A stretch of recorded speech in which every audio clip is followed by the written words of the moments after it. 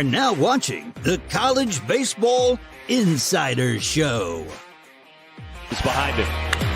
This is hammered. Left field, and we are tied. Wow. Now, here are your hosts, giving you an inside look into the top matchups. Back by popular demand, Mr. Andrew Ellis with Natty State Sports, coming fresh off his recording of the Baumbastic Podcast, which was, an hour and 20 minutes long. We're going to try not to make you regurgitate everything you just said, but no promises. What's up? Hey, man, no, might as well, man. There's plenty to talk about with Arkansas and Kentucky and these two fan bases and these two programs and just kind of the direction everything's headed this weekend. It's going to be a fun weekend in Lexington, man, so I feel like there's room for us to cover every angle possible. They sure will. Number 8, Kentucky. I think they got, as high as number 3 in the country before Tennessee really took it to them in that series. It was a lot of back and forth. Kentucky, you've got to give them their roses. They've had a very good season that I don't think a lot of people saw coming.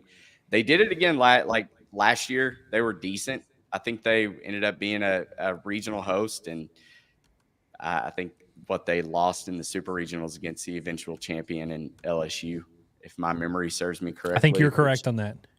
I've drank and slept a lot since then, so I don't know. Kentucky not very known as a baseball school, though. So do you think that they really amp up this weekend, considering the whole Calipari coming to Arkansas thing? I feel like they hate Arkansas right now, which, I can't say that I blame them. But do you think there's a little added fuel to the fire this weekend? Well, it's always interesting. So, in any fan base, even in Arkansas's fan base, I know plenty of people who are Arkansas football fans who maybe don't care as much about basketball, or basketball fans who don't care much about football or baseball or whatever. And I know some people who are just Arkansas baseball fans. I think there's a little bit of that in every fan base. With Kentucky, I have no idea, man. Based on just kind of how quiet things have been, I haven't had people yelling at me all week or anything. Didn't have people pulling up in the chat yelling stuff about BBN or anything. So I think that they're kind of all focused in on basketball, which with Kentucky, you kind of expect that. It just is what it is. It's kind of like their thing. That's what they're known for. So I think they're all kind of locked in on hating John Calipari and hating Chin Coleman, hating everyone. Because I haven't seen a ton of Kentucky fans chirp about baseball. Maybe that's because they've lost their last couple series. Maybe because their regression to the mean has already started to happen. But who knows? But it'd be nice to see Arkansas kind of. I have a feeling that whoever wins this series, you're going to be hearing from their fan base regardless. If they beat Arkansas in a series, I bet Arkansas fans will start hearing from those BBN Kentucky baseball fans. So I looked at it's Kentucky Proud Park where they're going to play. It says it can accommodate 7,000 fans, but it has permanent seating for 2,500 fans. I can't imagine there's going to be a huge home field advantage for Kentucky. The one thing I do want to talk to you about is the turf. Do you think it's a big difference going from an infield turf from what we play in natural grass at Baum? If you ask Dave Van Horn, he says no. It's all baseball. And luckily, Arkansas has the nice flex of they have 2 different indoor facilities, both of which have some turf in it. So it's like if there were a team that's equipped to deal with that. But also, Arkansas's played on different services before. I don't think it's going to be anything too crazy. I remember in Vanderbilt one year, Vanderbilt had an outfielder that had a base hit bounce completely over his head. I think that's always a factor for either team. Just turf is a little bit different. But I think it's easier to defend on the infield when it's turf. I'm not a good infield player. I don't play anymore, so I don't know. But from what I can tell, it's a little bit easier. The hops are less unpredictable on turf, so it might actually be a little bit easier for Arkansas to play some of the elite defense they've been playing. But I don't think it'll be too big of a factor ultimately.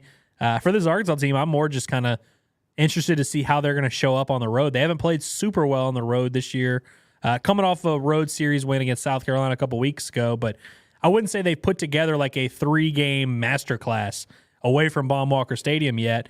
So we'll see if they can do it this weekend. But I think more of just having to travel is going to be more of a factor than the crowd or the playing service will end up being. Well, that transitions right into the next question I was going to ask you is what do you want to see out of this series? Kentucky, just to run through a couple numbers, I know you just did it on your show. They're batting .295 for a team that's better than Arkansas's .271. OPS, they're 922. 66 home runs compared to 64 for Arkansas. The weighted runs created plus 122 compared to our 118. So as far as offensively, you can make some parallels to what Kentucky is. And you don't think of Kentucky as just we're going to Charlie Condon you like Georgia does right out of the ballpark. They're very comparable to Arkansas. Where we have the advantage is in the pitching staff. We're a 3.08 ERA as a team, 4.58 ERA for Kentucky. You do a deeper dive into the advanced analytics XFIP Sierra. They're 5.15 in XFIP, 3.82 in Sierra. We're 2.44 in Sierra, 3.83 in XFIP. Those are outlandish numbers, by the way. Like far and away, best pitching staff in the country, both on paper and under the hood. And when you deep dive into the analytics of it, our projections have Arkansas 57%, 58% win percentage. Win probability for the series. I feel like Arkansas wins this 2-1, but what do you need to see to make you, and I heard you say on your show, you're not going to be worried if we drop the series, but what would you need to see to not be worried in the instance that we do drop the series? Well, so, okay, when Arkansas lost a series against Alabama, their offense just pretty much ran out of gas. Like, they just didn't have much going on. I mean, game one, I don't remember what the final score was. Arkansas won game one. It was a low-scoring affair. I think they scored like 5 runs in the first – yeah, I think it might have been 5-4 or something like that. And Arkansas scored all their runs in the first 3 innings and then didn't really do a ton offensively. They ended up losing 4-3 in extra innings on Saturday. Just kind of had a little spurts here or there that then got shut out on Sunday. I think what concerned me leaving that series, and I wasn't panicking or anything. I was actually telling people not to panic. But what concerned me is just watching Arkansas try and come from behind and realizing when they were playing on the road at Alabama, this weekend, this team just doesn't, they didn't strike fear into Alabama's pitching staff. It didn't seem like Bama. It felt like it was a 5, and I think the finale ended up being 4 or 5-0. But it felt bigger than that because you're just like, man, this offense just can't string together success on the road consistently. They seem to turn the corner a little bit in Game 3 against South Carolina a couple weeks ago that I just referenced, where they scored 9 runs in that series finale. But I think for me, it's all about this offense because, like you mentioned there, you just read the pitching numbers. If this Arkansas team is going to not win the national title, it ain't going to be because of that pitching staff. It's going to be because this offense goes cold at the wrong time, which we've seen them do in the postseason before. We've seen them do at times here this year. Like in Arlington, you and I watched them not hit the ball particularly well outside of Baumbastic Stadium. So I guess for me, like if Arkansas were to lose a series and say they split the first 2 games and then they lose like 10-7 on Sunday where Mason Molina comes back and he doesn't look great and then maybe Cody Frank gives up a grand slam or something like that, but Arkansas still ends up, competing in a slugfest and showing some life offensively, that would be a lot more easier to stomach rather than if Arkansas lost a series and Kentucky just beats them 3-1 and 4-2, and it's like, geez, can this offense travel? We would start having those real conversations about can this offense hit outside of Baum-Walker Stadium, which Jim Schlossnagle seems to think they can't. I don't know if you saw all that. But, But when I look at this Kentucky team, though, Matt, I think they're just really well-rounded for the most part. Like offense, defense, pitching staff, like their pitching numbers I feel like are not as good. Like their ERA probably should be worse considering the fact that they don't really strike out anyone. And, they give up a lot of ground balls, a lot of fly. It's like, it just seems like an unsustainable formula, which we've seen the last couple of weeks. Their pitching staff has come back down to earth a little bit. But offensively with Kentucky, I mean, they steal bases.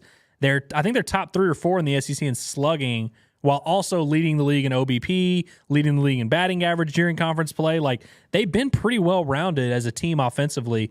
So will this pitching staff be able to just kind of limit them, shut them down, and eke out some 5-3 wins? If they do, that would be pretty impressive to go on the road to Kentucky and shut down this offense that has really been, even when they've been losing the last couple of weeks, and still been scoring a good bit. So I can't wait to see what this Arkansas pitching staff looks like. I mean, we know they're good. We know they're going to be tough to string runs together against no matter what. But if they were able to go out there and really shut down Kentucky offensively, that would be quite the statement to me.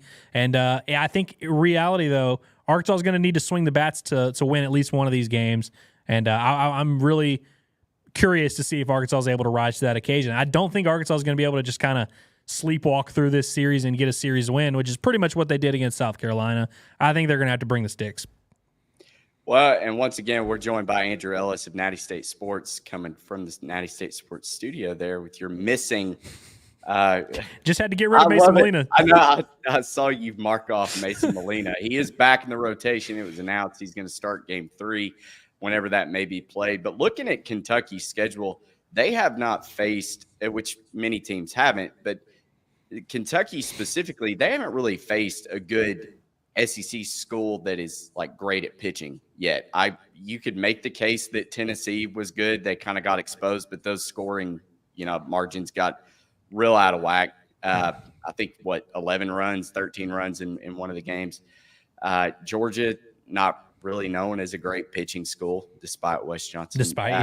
Alabama, that was a good series win.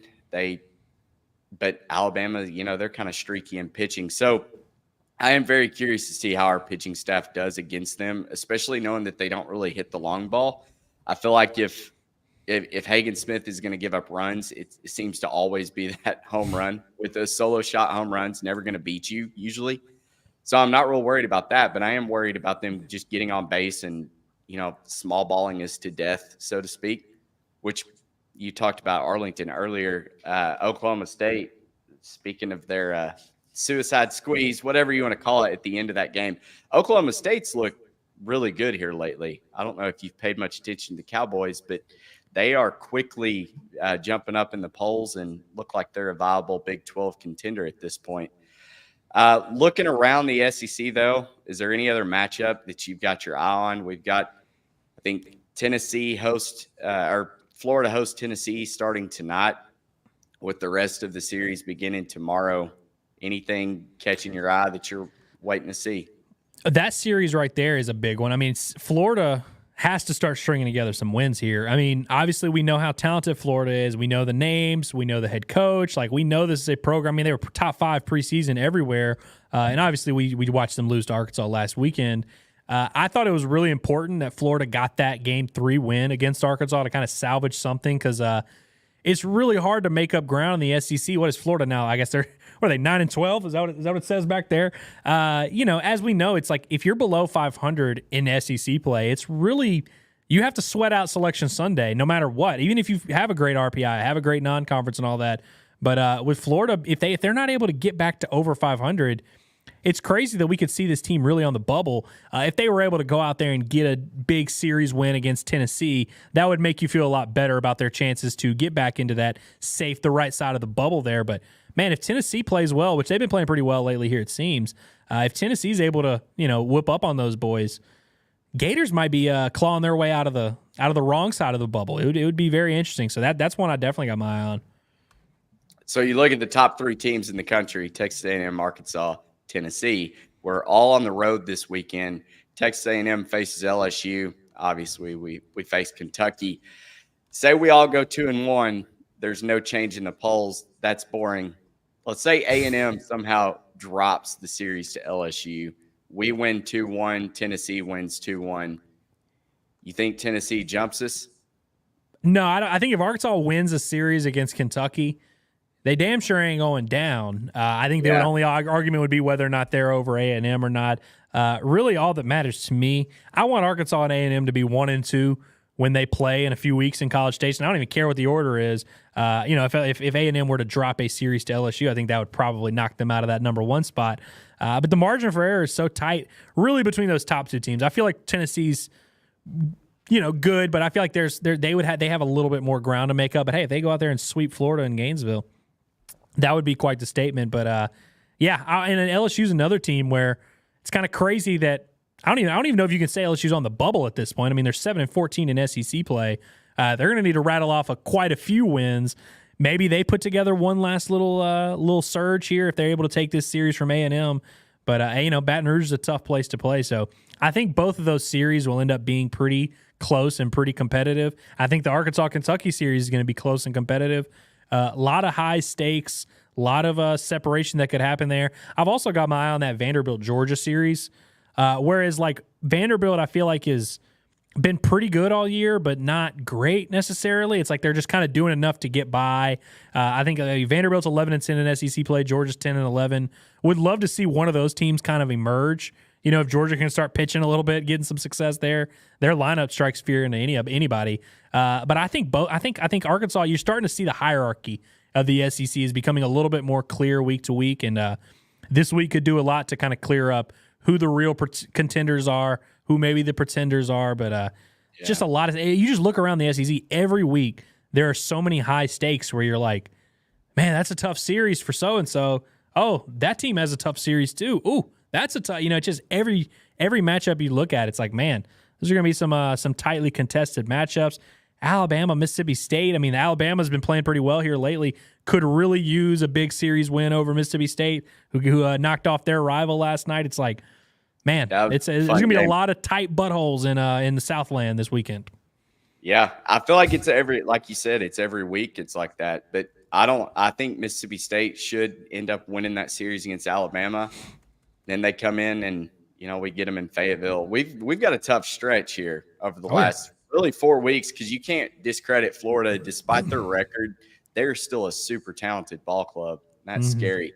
I thought that was an impressive series win by Arkansas, so than people realize. Like, you beat a team that's under 500 in SEC play and you scratch out a series win. That was you got Florida's best punch there, and Arkansas was able to come out of the other end. That was impressive. Yeah, and you could call the game 3 like a one-off, just because, one, we didn't have Mason Molina. 2, you're playing a doubleheader, and like you talked about on your show, doubleheaders are they're designed to be a coin flip. I feel like, and you're going to win one, lose one, whatever, go home. Parker Fleming, I don't know if you know him. He's Stats of War on Twitter. He's a really good football, baseball data analyst. He said, biggest compliment I can give a person, Andrew looks like someone who knows a lot about hog ball. So, well, good. That's the only thing I know anything about, so I'm really glad that you said that. Parker is a TCU fan, so unfortunately. Oh yeah, I'm familiar with his work. He does great stuff. Yeah, I enjoy it. He's a smart guy too. But okay, I'm trying to think back. You were talking about maybe Monday's show. You're trying to make the parallel to Brady Tygart and Blaine Knight. So I made some notes here. You talk a little bit about that, and then I'm going to fill in some gaps. So, okay, I it's not that I was saying Brady Tygart's better than Blaine Knight or anything like that. Blaine Knight is viewed by Arkansas fans as like this golden child. Like, you would think, based on the way Arkansas fans talk about him, that he was just dominant every weekend, just mowing dudes down. And he obviously went 14-0 as a junior and should have been the ace on the team that won the national title. I mean, he was the ace, should have won the national title. He pitched well in the College World Series finals. Maybe one of the most clutch Arkansas pitchers you can imagine, and just such a consistent, reliable guy that every Friday night you knew what you were getting out of him. But if you looked at the numbers, which I broke down on my show, and it sounds like you've got some yourself, not a ton of separation. I mean, he doesn't walk as many guys as Brady Tygart. Brady Tygart doesn't allow as many hits as Blaine Knight. He strikes out more people than Blaine Knight. The ERAs in SEC and overall are pretty similar. Blaine Knight was working a little bit deeper into his starts, but lately, these last few weeks, I feel like Brady Tygart's kind of turned the corner, and he's given Arkansas some more consistency. He's had back-to-back 6-inning starts. I feel like that's a good sign for him moving forward, that he can be a dude, because we know his stuff is good. We've seen Brady Tygart pitch. We know what he can bring to the table, but seeing him battle through those 4, 5, and 6-inning starts makes me feel really confident about what he can do for Arkansas moving forward down the stretch and in the postseason. And it's not even like they're depending on him that much, but I just feel like if Hagen Smith didn't exist, Arkansas fans would be talking about Brady Tygart a lot more and kind of comparing him to some of the better arms in the SEC and comparing him to some of the best players that have come to Arkansas, because he's had a really good career, and he's had a quietly stellar season over there for Arkansas in the Saturday spot. He has. And to touch on that, Blaine Knight hit a 2.80 ERA, a 3.37 Sierra. Patrick Wicklander was actually better than Blaine Knight statistically. He was awesome his junior year. And Brady Tygart's sitting here at 3.34 Sierra, 2.68 ERA. Like, that's comparable. So imagine a team with a Patrick Wicklander, a Blaine Knight, and then you've got Hagen Smith, which correlated to Paul Skeens last year, 1.69 ERA, 0.39 Sierra. Like, that's in Hagen Smith category. 1.35 ERA for Hagen, 0.96 Sierra. Like, this is unheard of how good we are top to bottom. You could make the case, Patrick Wicklander also had Kevin Kopps.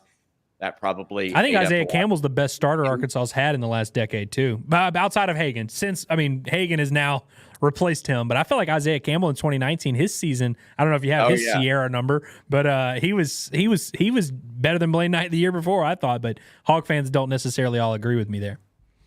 Well, I can tell you right now, our pitching staff is deadly, and I hope that we get to put it on showcase in Omaha, because that's where it's really going to make the difference.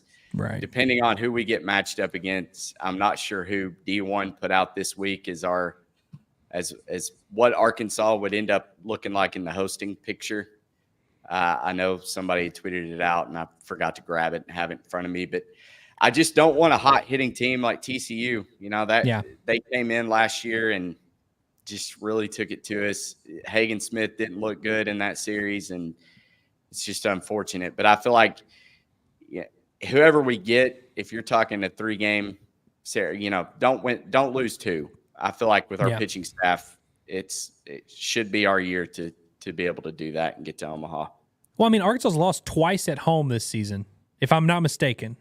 I think they've lost maybe it's 3. I don't remember. They lost to James Madison. They lost to Florida the other day. I think that's it. I think that's their 2 home losses. You're saying that someone's going to have to beat them twice in one weekend at Baum-Walker Stadium. Potentially it could happen. We've seen some teams come close, but it's just like I feel pretty good about those odds. I feel like Arkansas has a good chance to get to Omaha. And like you said, that's when their pitching staff really bigger park, the stakes get higher. It kind of becomes in Omaha, it kind of becomes just a battle of who's got the bullpen, who's got the power arms to kind of shut teams down late. I think Arkansas checks a lot of those boxes. And so I think for me, it's like, can Arkansas avoid the stupid loss on the stumble on the way up there? But I think once they get to Omaha, Arkansas is going to have as good a chance to win that sucker as anyone. But it just, this offense and how inconsistent they are really cannot afford to get behind the 8 ball in the regional setting. I agree. Well, Andrew, I appreciate it as always. Thanks for joining us here. If you're not already liked and subscribed to our YouTube channel, Spotify, iTunes, wherever you're taking us in, go ahead and go do that. Delta Dimes, just hit up the chat. How low of an under do you think they give us Friday? 6.5, 7.5, I bet. Somewhere in that range. But, dude, Arkansas has been smacking those unders. I don't know if it will get that low. I need to look at Poozer's numbers a little closer. I feel like it's probably going to be 8.5, 9. But, yeah, I feel like Hagen Smith is under all the way. Sean, thanks for tuning in. Happy Thursday to you as well. I know you're handicapping the Kentucky Derby this weekend. Should be a lot of fun there. A lot of important events happening in Kentucky here lately. Very important events happening in Kentucky for sure. Well, all right. Go grab a bite to eat. Thanks again for hopping on and doing this again. Y'all, go follow Andrew if you're not already. And until next time, cash some tickets.